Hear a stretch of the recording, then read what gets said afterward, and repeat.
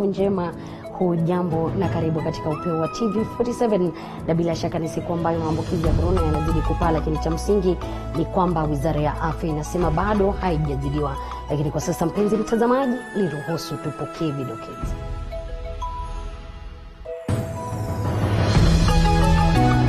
Waziri wa usalama wa ndani Dr. Fred Matiang'i washtumu maafisa wa polisi wanaotumia nguvu kupita kiasi siku moja tu baada ya mwakilishi wadi kuchapwa Nairobi. Every time there is constant fighting going on, people beating each other and so on. And I'm asking, surely, if I had powers to do it, I will not be talking about this. I will have acted long time ago. Shughuli za kuwapokonya silaha wanazomiliki katika bunge la kaunti zikianza. The KANISA amendment had a better, much better way of looking at this situation than the Sakaja one. And so we really hope that we can get the Sakaja one out of the way, come back to the committee report, and move in that direction to now bring members together. Na mzozo kuhusu fedha za kaunti ungali kutatuliwa. Uongozi wa bunge la Senate sasa ukishikilia kwa mfumo wa tatu kuhusu ugavi wa fedha ni sharti upitishwe. Na tutakueleza jinsi baa moja huko Nakuru yageuzwa kwa kanisa baada ya kufungwa kwa baa nchini. Wamiliki wa biashara sasa wakianza kutafuta njia badala za biashara. Karibu tena mpenzi mtazamaji, wapo ndio unajiunga nasi, bila shaka ni Upeo wa TV47. Mimi nafahamika kama Elizabeth Mutuku. Mfasiri wetu wa lugha ishara siku hii ya leo ni Faith Chiptile, na unawasiliana nasi kwa 2207 na katika mitandao ya kijamii @TV47 Kenya pale Facebook na TV47KE. Katika ukurasa wetu wa Twitter, ukurasa wangu binafsi ni L_Liza. Na moja kwa moja ni kwa Wizara ya Afya imefutilia mbali madai kwamba taifa limezidiwa na maambukizi ya virusi vya corona siku moja tu baada ya kutangaza ongezeko la maambukizi jijini Nairobi. Waziri wa Afya Mutahi Kagwe hata hivyo amewalaumu baadhi ya wahudumu wa afya anaodai kwamba wanaharakisha ama wanahatarisha maisha ya Wakenya kwa kukosa kufuata maagizo ya serikali. Zainab Mohamed anatufungulia Upeo wa TV47. Wahudumu wa afya ni kati ya wanaotoa huduma muhimu wakati huu wa janga la corona, Wizara ya Afya ikisema kuwa idadi ya wahudumu wa afya 634 sasa wamethibitishwa kupata maambukizi ya virusi hivyo. Some 634 health workers, health professionals have actually turned positive across the country. It's about 3%. Is about 3% of the cases reported. Kulingana na wizara hiyo, licha ya serikali kutoa vifaa vya kutosha vya kujikinga kwa wahudumu hao, baadhi ya wahudumu wanakiuka kanuni za kudhibiti maambukizi ya virusi vya corona. Doctor at Kenyatta National Hospital, a doctor, qualified doctor, who had traveled and instead of quarantining themselves, wanted to proceed on to go to the theater and conduct surgery. Fortunately, they didn't because some nurse reported him. Thank you to the nurse. We also had a case just this week of another doctor who has actually turned positive and wanted to continue behaving normally. Go to a theater and start conducting surgery and you are positive. You know, honestly, this borders on criminal behavior. So we want also to tell the healthcare workers, tafadhalini, whether you are doctors or dentists or pharmacist or whatever, please, tafadhalini, you must follow. Aidha, waziri wa afya Mutahi Kagwe amekanusha fununu kuwa wanaume wanaopatwa na maambukizi ya virusi vya corona watakosa uwezo wa kuzalisha. Waziri Kagwe pia akiwasihi wa Kenya kujikinga wakati huu wa msimu wa baridi, kwani inachangia katika ongezeko la maambukizi ya corona. China about the effects of becoming positive. We hear very strange rumors, which I'm not going to participate in perpetuating, because I don't want to be a rumor monger. But the men should be careful. Men should be careful with this positivity that we are continuing to get, particularly young men. You should be very, very careful with the infections and possible side effects that in future, we don't know, but in future, we don't know what side effects some of these diseases we'll have. Let's be careful. Jamii zinazoendeleza itikadi za upashaji tohara zimeombwa kusitisha mipango yote ya kutekeleza tamaduni hizo hadi pale ambapo maambukizi ya virusi vya korona yataweza kudhibitiwa nchini. Is it better to have a postponed initiation ceremony and have somebody to initiate or carry out an initiation ceremony and kill our young men? So there's a debate that is going on, but I can tell you that there is nobody at the moment, and it is actually prohibited, to think of such carrying out such activities prior to the agreement with the Ministry of Health. Huku hayo ya kijiri, idadi ya virusi vya korona nchini imefikia visa 19,125 baada ya watu 544 zaidi kuripotiwa kuwa na virusi hivyo chini ya saa 24 zilizopita. Watu 13 wamepata nafuu baada ya kupokea matibabu katika hospitali mbalimbali nchini, huku wengine 12 wakifariki kutokana na makali ya virusi vya korona. Zainab Mohamed, TV47. Namna kwingineko, mmiliki mmoja wa baa katika kaunti ya Nakuru ameamua kugeuza baa yake na kuwa kanisa katika jitihada za kutozama kiuchumi. Hayo yanajiri huku waziri wa afya Mutahi Kagwe akisema sasa ni wakati mwafaka kwa wazee kuwatunza kina mama nyumbani baada ya baa kufungwa. David Mudhoka na kina cha habari hiyo. Ni katika kituo hiki cha burudani cha Tas Bar and Hotel mjini Nakuru, ambapo siku chache zilizopita wakazi wangeingia kwa muda kujiburudisha kwa kile kinachofahamika kama soseji 2 na chupa 2 za pombe almaarufu Kagwe Special. Ila kutokana na hatua ya Rais Kenyatta ya kupiga marufuku uuzaji pombe katika hoteli kwa siku 30 pamoja na kufungwa kwa baa kwa muda zaidi, menu ya Kagwe Special imegeuka. Hii ikiwa pigo kwa mmiliki wa kituo hiki pamoja na wamiliki wengine wa baa na hoteli nchini. Katika baa hii inayomilikiwa na Paul Kinyuru, tunawapata watu hawa katika harakati ya kugeuza baa hii kuwa kanisa zikishika kasi. Ukumbi huu uliokuwa chemichemi ya burudani kwa mamia ya wakazi usiku kucha, sasa ukitarajiwa kuwa makazi mapya ya dhehebu la Enlightened Christian Gathering. Na sisi kwa lugha nyingine kama kanisa tumeipokea na tumeshukuru sana kupata hii hall na kumtumikia Mungu. Aidha, Kinyuru amegeuza sehemu ya nyuma ya baa hii kuwa karakana ya kuunda vifaa vya kusaidia vita dhidi ya COVID-19 kama vile vitanda na vituo vya kunawia mikono. Sasa nimebakisha wafanyakazi kama 5 kutoka wafanyakazi 50. Wafanyakazi waliosalia hapa wakihofia kupoteza ajira endapo hali itazidi kuwa tete. Most of us, probably like 90% of us will be going home. We won't be making sales and then we won't be getting anything. So we are just going home probably to find other jobs or going to the village. Tumefungiwa. Tumewezwa. Hii ugonjwa mali natupeleka. Nikaa imetupeleka mpaka to the death. Haya yanajiri huku waziri wa afya Mutahi Kagwe akiendelea kutetea hatua ya rais ya kufunga vilabu. Kagwe akisema ni muda mwafaka wa wazee wa familia kuongeza muda na familia zao. Wale ambao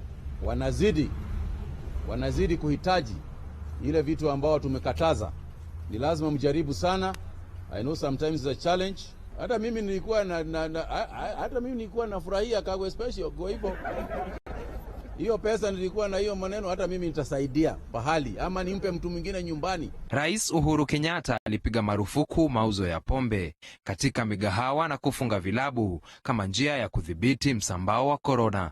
David Muthoka, TV47. Namna tukisonga mbele ni kwa serikali imeanza kuzichukua silaha zinazotwaliwa ama zinazochukuliwa kutoka kwa wanaomiliki katika bunge la kaunti ya Nairobi. Hayo yanajiri huku waziri wa usalama wa ndani Daktari Fred Matiang'i akikashifu tukio la jana la kuchapwa kwa mwakilishi wadi wa Mlango Kubwa Patricia Mudheu na maafisa wa polisi. Mwangi Maina na uketo wa taarifa hiyo. Kufuatia purukushani iliyoshuhudiwa Jumanne katika bunge la kaunti ya Nairobi, waziri wa usalama wa ndani Dr. Fred Matiang'i amesema kuwa sheria madhubuti zitachukuliwa kukabiliana na utovu wa nidhamu unaoshuhudiwa kwenye bunge hilo mara kwa mara. We are just basically sick and tired of living in this kind of manner. Mr. Ndolo, our regional police commander, will tell you that our security deployment around the CBD in Nairobi, 25 to 30% of it is around the county assembly of Nairobi. And most of that is because of what happens around there is just pure criminality. And we cannot go on this way. There are decisions that need to be made. And I am now ready myself to seek the guidance of the National Security Council on this matter, on policing the county assembly of Nairobi. Amekashifu vitendo vya Jumanne ambapo polisi walitumia nguvu kupita kiasi na kuwaumiza baadhi ya wawakilishi wadi, haswa Patricia Mutheu, mwakilishi wadi wa Mlango Kubwa.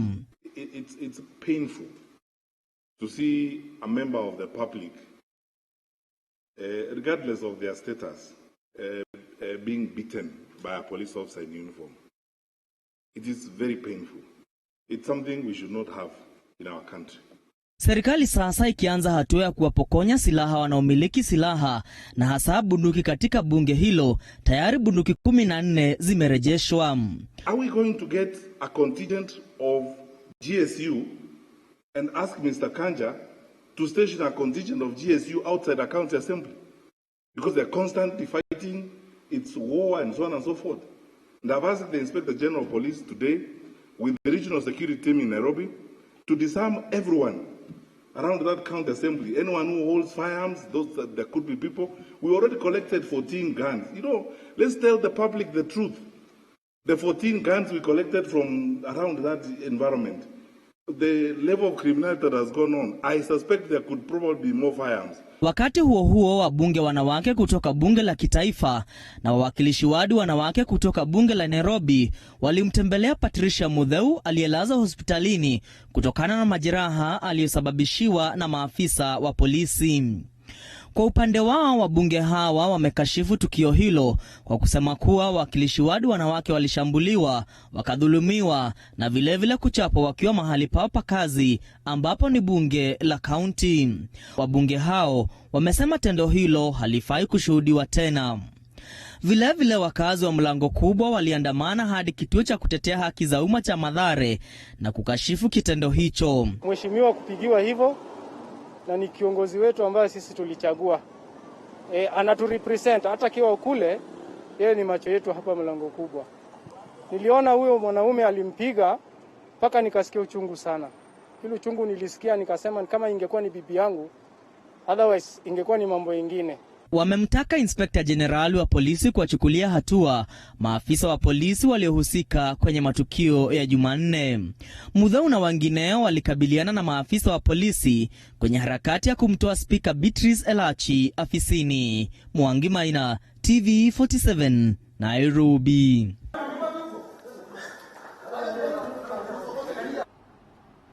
Na bila shaka tukisalia katika masuala ambayo yanahusiana na Nairobi, ni kwa wamiliki wa majumba hapa jijini Nairobi wametakiwa kuyapaka rangi upya chini ya siku 60. Amri hii imetolewa na Meja Jenerali Mohamed Badi kupitia afisi yake ya uboreshaji wa huduma za jiji NMS. Badi amedokeza kwa watakao kiuka amri hii watashtakiwa kulingana na sheria za afya ya umma.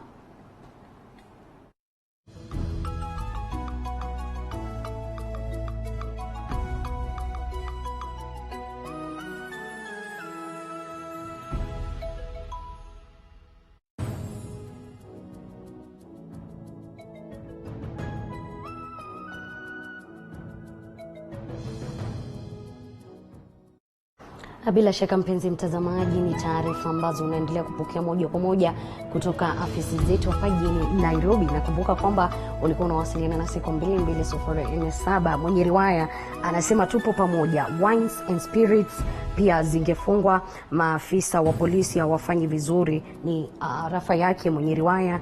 Walter Weyula anasema our MCAs baadhi yao ni criminals. Kwa sasa niruhusu nipunge unyunyu, lakini nikirejea nitakuwa na taarifa zaidi kukiwemo zile za ugavi wa fedha za kaunti.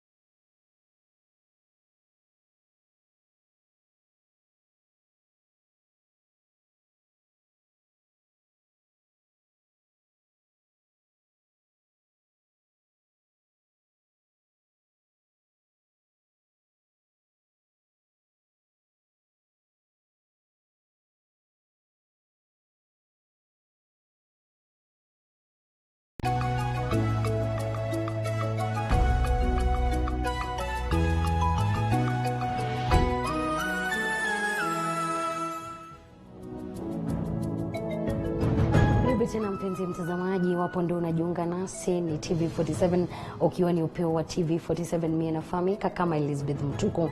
Fasiri wangu wa lugha ishara amekuwa ni Faida Cheptile. Kumbuka unawasiliana nasi kwa 22047 na katika mitandao ya kijamii @TV47 Kenya, pale Facebook na TV47 KE, katika ukurasa wetu wa Twitter na ukurasa wangu rasmi ni L_Liza.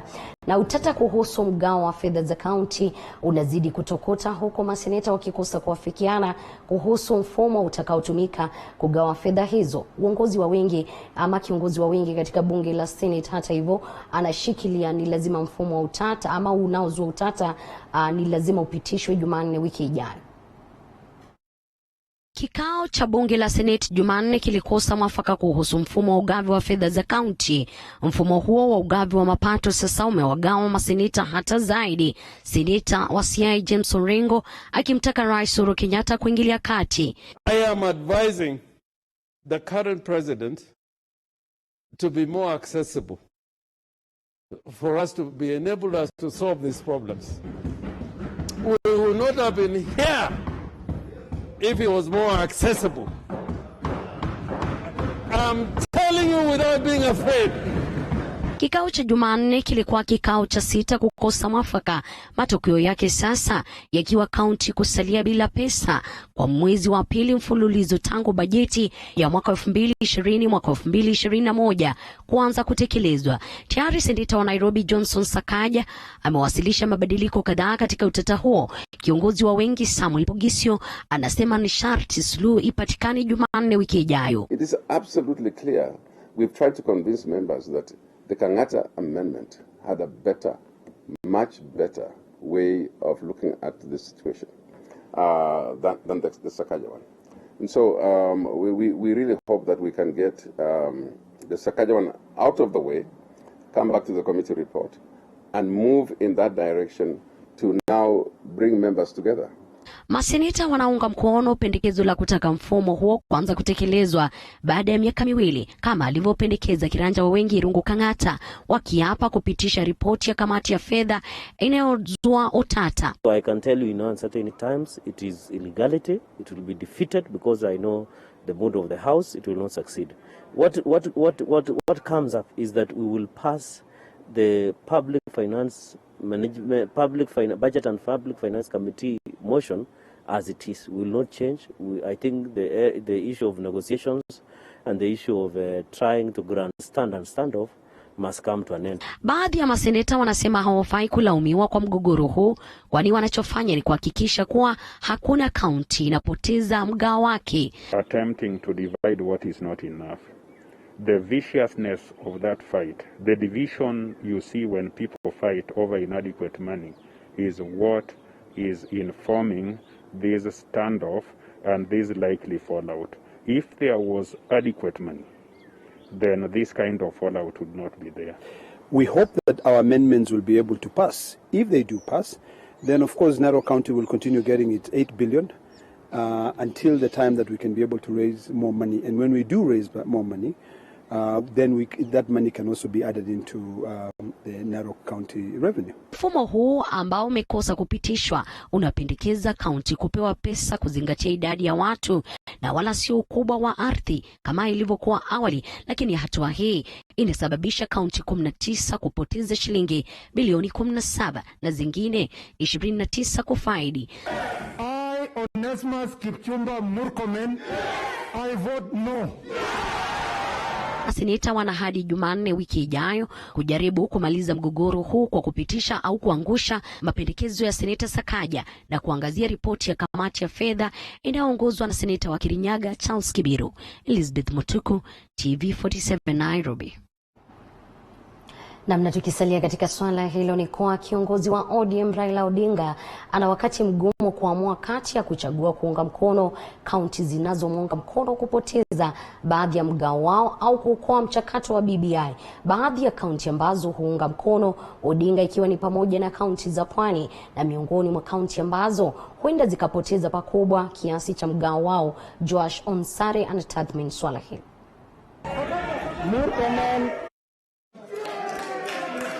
Utata kuhusu ugavi wa fedha za kaunti umeweka mwelekeo wa mchakato wa BBI kwenye mizani. Baadhi ya maseneta wa Jubilee sasa wakitishia kujiondoa katika mchakato huo iwapo wenzao katika muungano wa NASA hawangeunga mkono mfumo huo wa tatu. No passage of the formula, no BBI. We thought we are supporting BBI so that we devolve more funds to the counties and therefore no county loses. We are supporting BBI because it supports the concept of one man, one shilling. And that is the whole rationale that is underpinning this proposal.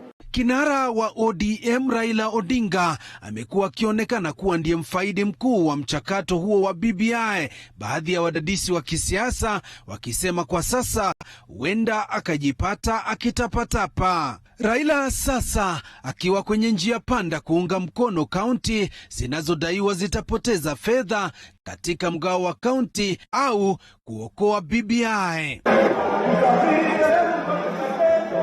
Kaunti za Pwani ambazo umuunga mkono Raila sana ni miongoni mwa zile zitapoteza iwapo mfumo huo utatekelezwa. Kaunti za Pwani zinapoteza zaidi ya shilingi bilioni 6 kwa ujumla. Mombasa huenda ikapoteza shilingi bilioni 1.6, Tana River bilioni 1.5, Kwale bilioni 1, Kilifi milioni 859 na Taita Taveta zaidi ya shilingi milioni 399. Kaunti zingine ambazo Raila hupata uungwaji mkono kwa njia kubwa na ambazo huenda zikapoteza ni kaunti ya Kitui, Turkana, Vihiga, Narok na Makueni. Kaunti 25 zilipinga pendekezo la kiranja wa wengi Rungu Kang'ata kupata mfumo huu kutumika baada ya miaka miwili, huku kaunti 22 zikiunga mkono. We want to see the people who are prepared to hang Makueni. So do it now. Don't postpone our misery. Hang us now. Those who are convinced that this is a formula that advances the one man, one shilling principle, look at the per capita allocation. It is a fallacy. Have the one you love the one you have. We must adopt a formula that will apply properly without causing losses. The thing that President Kibaki did properly, no other president will be able to do it. I am not ashamed of saying that. I am advising the current president to be more accessible. Maseneta wa NASA Stewart Mwachiru wa kaunti ya Kilifi, Mutula Kilonzo wa Makueni, Cleophas Malala wa Kakamega ni miongoni mwa waliopinga mapendekezo hayo. Wengine wa ODM waliopinga mfumo huo wa ugavi wa fedha za kaunti ni seneta wa Kisii Profesa Sam Ongeri, Okongo Omogeni wa Nyamira, Lidama Olekina wa Narok na Malaki Ekal wa Turkana. Katika taarifa yake mapema wiki hii kuhusu mfumo huo, Raila Odinga aliwataka maseneta kupitisha mapendekezo ya tume ya ugavi wa rasilimali CRA, akisema utata huo umelemaza shughuli za kaunti. Raila hata hivyo hakueleza waziwazi iwapo anaunga mkono mageuzi yaliyo katika bunge la Seneti. Kutokana na matarajio ya kinara wa ODM Raila Odinga kupitishwa kwa mfumo huo ili kuimarisha uhusiano na chama cha walio wengi, huenda akapoteza na kaunti kufaidi mgao huo wa shilingi bilioni 316.5. Nikiripotia TV47 Nairobi, jina langu ni Joash Onsare.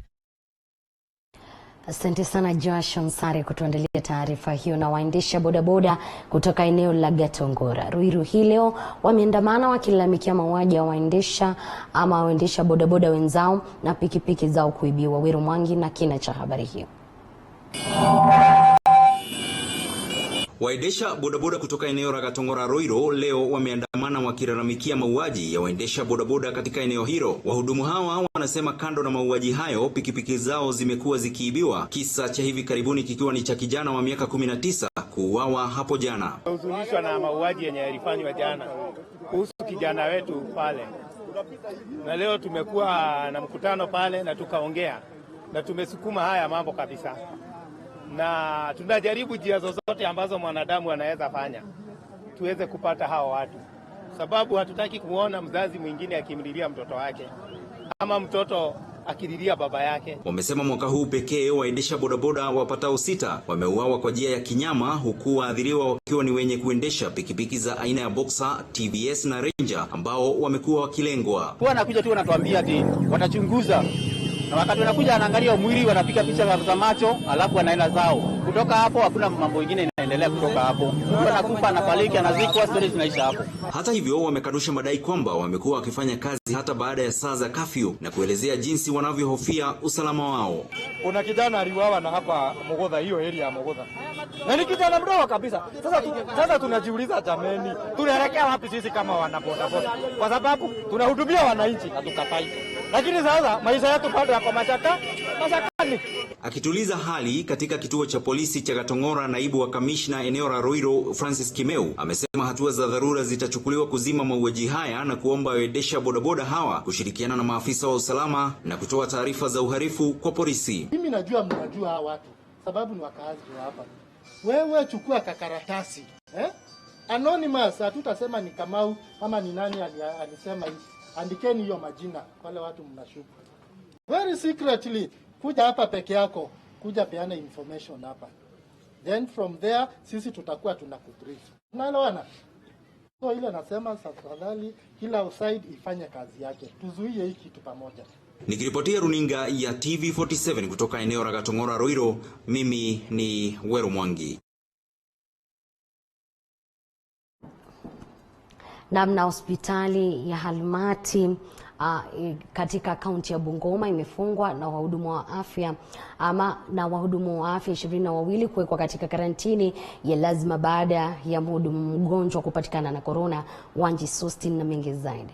Hospitali hii imefungwa baada ya kutibu mwanasiasa Edward Nabangi Talo eneo bunge la Kabuchai aliyepokea matibabu ya virusi hivyo katika hospitali ya Hamulati Kimilili kabla ya kupelekwa katika hospitali ya Life ya mjini Bungoma, na wahudumu wa afya waliomhudumia wamewekwa karantini ya lazima. Madaktari 22 ambao wanafanya hapo ndani, wauguzi na madaktari wengine 22 tumechukua specimen yao ikanafanywa utafiti, tumengojea majibu. Na pia Hamlet Clinic yenyewe tumeifunga, kwa hivi sasa ninapoongea iko under closure na tumengoja ifanyiwe full fumigation.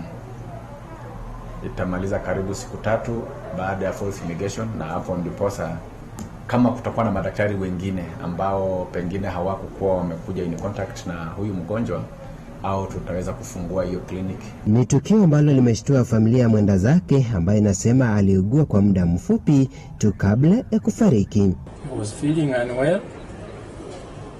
We had to rush him to Hamlati Hospital Kimilili only to be referred to life care. So I confirm to Bungoma County residents that Edward Tale Nabangi, the MP for Kabuchai who never ruled, has passed on. Hata hivyo viongozi wa tabaka mbalimbali na wakazi wa eneo bunge la Kabuchai wametuma risala za rambirambi wakimtaja mwenda zake kuwa aliyekuwa na usaidizi mkubwa katika jamii. Amekuwa mtu wa karibu sana kama familia na tulikuwa tumempenda. Tumempoteza kwa sababu alikuwa mzee ambaye alikuwa mzee wa maendeleo. Alikuwa ni mtu ambaye alikuwa anapenda kila mmoja. Alikuwa anapenda wale ambao wako navyo na wale ambao hawana.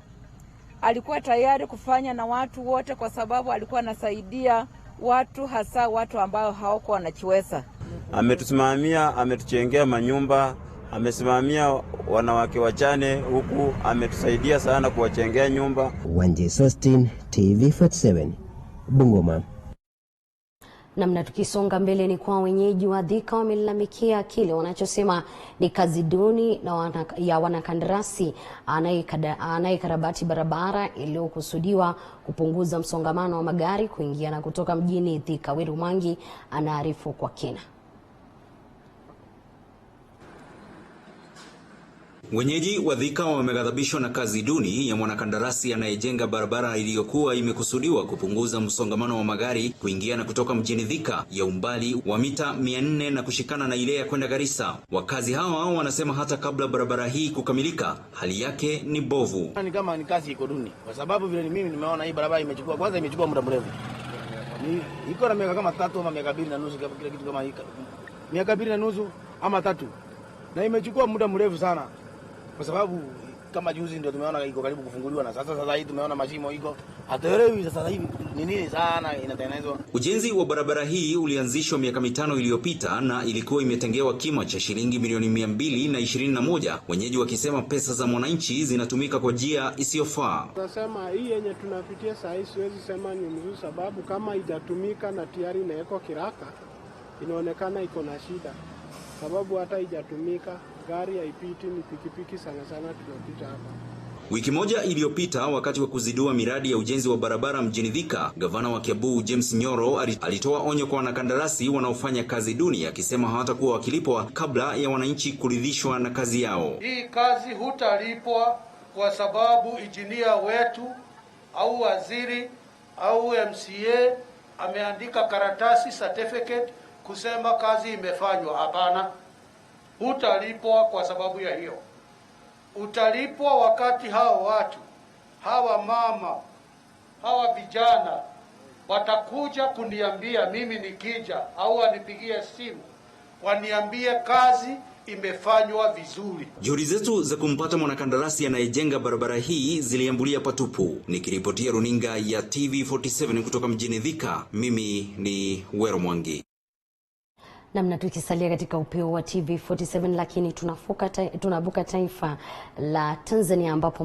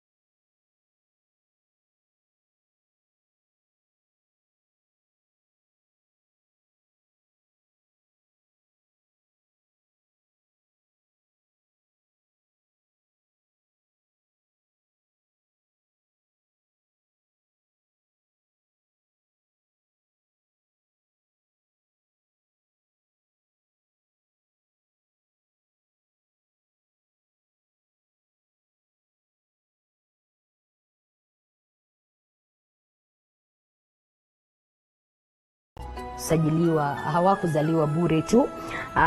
Mose Wangui anasema Senate playing the politics will not help Kenya.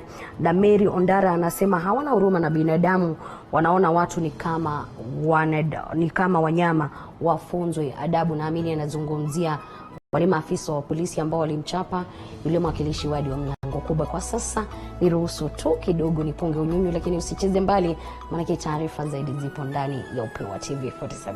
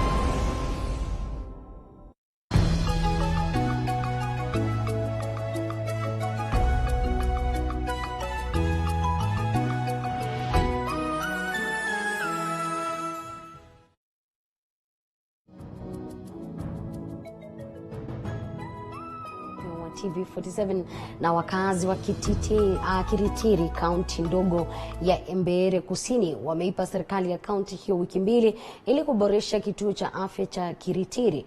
Muda huo ulitolewa baada ya baadhi ya wagonjwa ambao ni wa korona kudaiwa kuhamishwa katika kituo hicho cha afya ambacho walisema kuwa hakina vifaa vya kutosha vya kuwashughulikia wagonjwa wa korona. Mwige William na mengi zaidi. Wakazi wa Kiritiri katika kaunti ya EMBU sasa wanaitaka serikali ya kaunti kuwapa ambulensi, wadi, vitanda vya waliotengwa na waweke usalama katika hospitali ya Kiritiri, wakidai baadhi ya wagonjwa wenye virusi vya korona wamehamishiwa hospitalini humo. Wakazi hao walisema kuwa wanaishi kwa hofu ya kuenea kwa ugonjwa huo kutokana na walichodai ni ukosefu wa miundo misingi ya kushughulikia wagonjwa wa korona. Wamesisitiza kwamba watazuia uhamishaji zaidi wa watuhumiwa wa kesi za korona katika kituo hicho cha afya ikiwa masuala hayo hayatashughulikiwa. We have no issues with people being brought in, but we need a facility because it is this corona COVID is with us. Kama wezi kuipandisha iende kiwango ya level 4, sisi kama wananchi hatutakubali wagonjwa walete pale ili waweze kutuletea hii ugonjwa hapa. Wakazi hao pia walibaini kuwa wagonjwa wanaotembelea kituo hicho cha afya, haswa wanawake, wanaogopa kwa kuhofia kuambukizwa na COVID-19. Unakuta mama pale na mtoto, mama mjamzito, hata daktari mwenye tulipata pale ni mjamzito. Hivyo ile tu kuwa kuna ruma kuna COVID, watu wa hapa wana wasiwasi tele. They are being exposed to a very dangerous thing and they may not be able to control this stuff.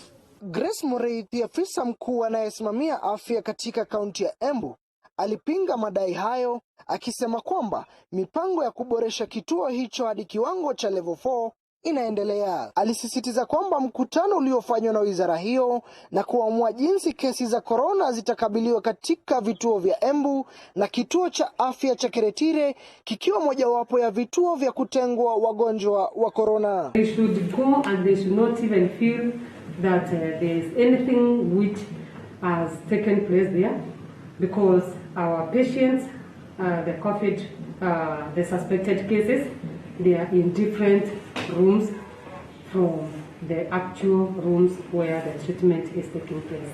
Mwige William, TV47, Gatuzi la EMBU. Kwingineko ni kuwa eneo la EMBAKASI limetajwa kama eneo mojawapo lililoandikisha idadi kubwa ya visa vya maambukizi ya korona. Waziri wa afya Mutahi Kagwe akisema huenda hatua zaidi zikachukuliwa, lakini katika eneo hili shughuli za kawaida zinaendelea, huku wengi wakiwa hata hawazingatii maagizo ya Wizara ya Afya. Na Noklorin amezuru eneo hilo na kutuandalia taarifa ifuatayo. Kuvaa barakoa, kunawa mikono na kukaa umbali wa mita 1 ni baadhi ya masharti yaliyotolewa na Wizara ya Afya kama njia za kukabiliana na janga la korona linalowaangamiza Wakenya kila uchao.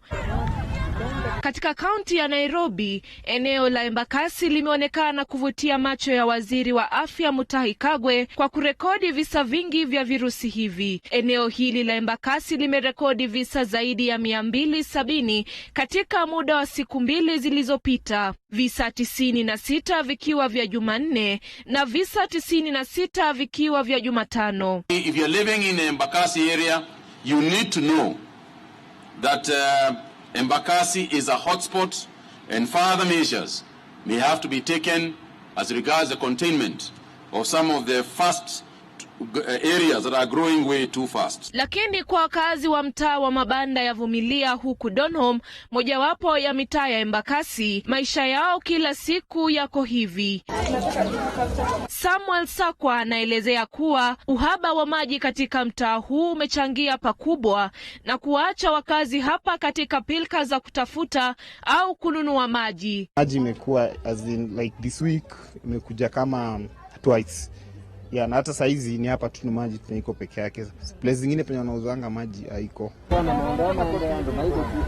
Katika uwanja wa Jacaranda tunapata kundi la vijana wakiwa katika shughuli zao za kawaida. Hapa masharti yamewekwa katika kaburi la sahau. Na katika mtaa wa Soweto, mkondo ni ule ule. Hali ya usongamano wa nyumba ambazo wanaishi wakazi imewaacha bila namna ya kuchukua hatua za kujikinga na virusi vya korona. Na mask ndio inachangia sana. Japo wakazi hawa katika jimbo hili, ombi lao kwa serikali ni kusaidiwa na njia ya kupata barakoa za kutosha zitakazowawezesha kujikinga kutokana na janga hili. Serikali itusaidie sisi, itumulike sana si wana kijiji bila tusaidia kupata hiyo mask. Hata kama ya hawa watoto unasaka kupata mtu kama huyu si anafaa kuwa na mask, lakini sasa hizi ana mama yake atanunua chakula ama atanunua mask. Jimbo la Embakasi Mashariki limemulikwa kwa kuripoti visa vingi vya korona kando na maeneo mengine katika kaunti ya Nairobi. Hii ni kutokana na kulegeza kamba kwa wakazi wa hapa ambao wanaonekana kutozingatia masharti ya kukabiliana na janga hili. Na iwapo mkondo huu utaendelea, basi wataathirika pakubwa. Nikiripotia runinga ya TV47 kutoka uwanja wa Jacaranda, jina langu ni Nanok Lauren.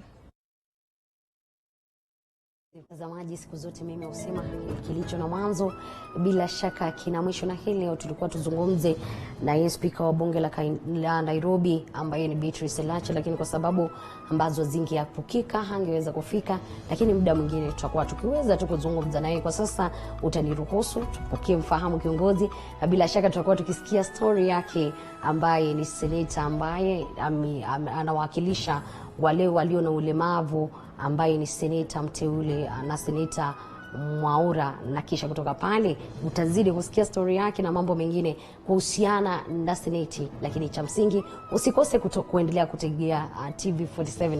Mimi nafahamika kama Elizabeth Mutuku, mfasiri wangu wa lugha ya ishara amekuwa ni Faith Cheptile. Shukrani kwa wote wale waliofanikisha Upeo wa TV47.